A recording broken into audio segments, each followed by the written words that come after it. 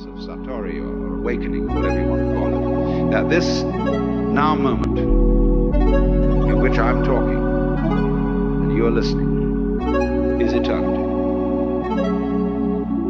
Minsan, di ko sinasadyang mababalik, mapaisip sa aking nakaraan. Oo, ilang taon na din mula nung mabaon ko ang memoryang may dulot ng sakit sa aking kalooban.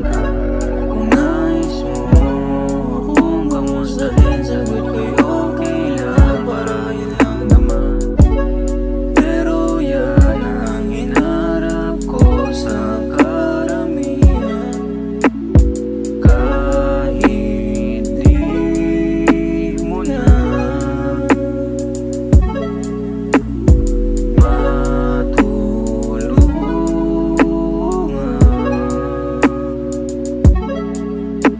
may mga bagay na bumabag sa'kin para huminto, ngunit hindi sumuko. Subalit na nagpatuloy ako sa pagsagwan hanggang matagpuan ko ang kamalayan sa pakikipag-ugnay at bighati.